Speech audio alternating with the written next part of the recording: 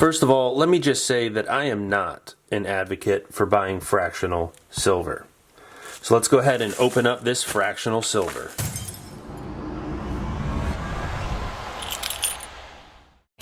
You know, if you're going to be buying fractional silver, I'm almost always going to recommend that you buy it as junk silver, as constitutional silver.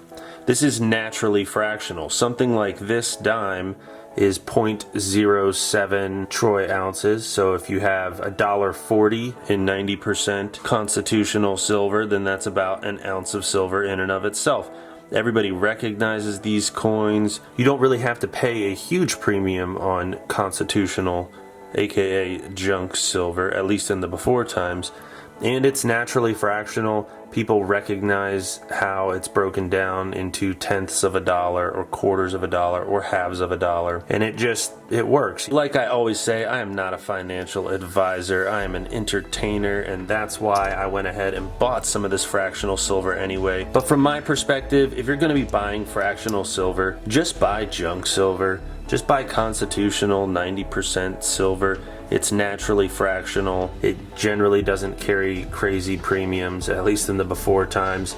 And so if you're going to buy fractional silver, I would say go ahead and just buy the junk. Now, I feel a little bit differently about fractional gold. I'm a lot more understanding of buying fractional gold. I like to do it myself, especially from a collecting perspective. I like my 1/10 ounce pieces. But again, in terms of premium, it's virtually always smarter to go with the full ounce for gold as well.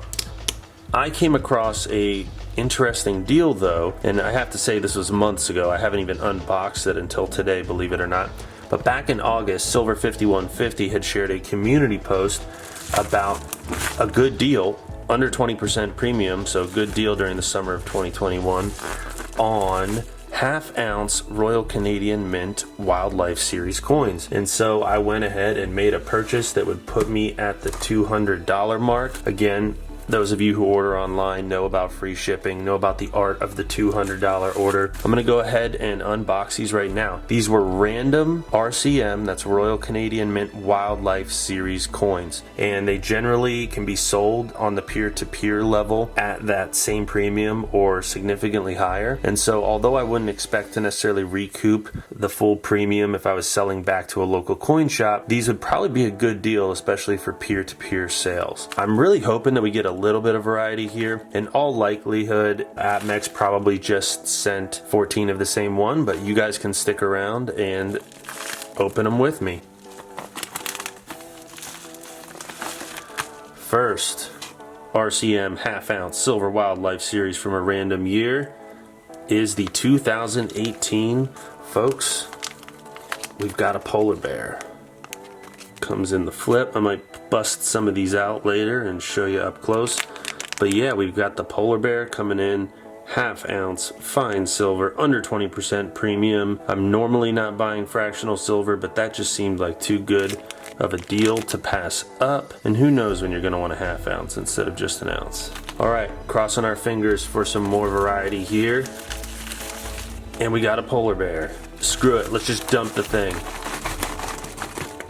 14, and let's see if they're all these 2018 polar bears. I highly suspect that they are. That being said, I bought 14, guys. Go ahead and give me a tube. What's up? All right. Polar bear, polar bear, polar bear, polar bear, polar bear, polar bear, polar bear, polar bear, polar bear, polar bear, polar bear, and wait for it, polar bear. Well, guess that's how it goes, guys. If I'm going to be buying randoms, probably going to end up with the 2018 polar bears, just the way that it is. Let's go ahead and crack into one of these.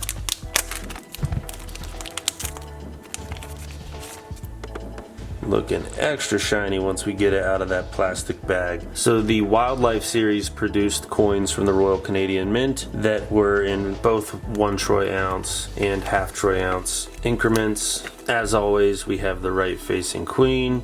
This is a $2 increment coin.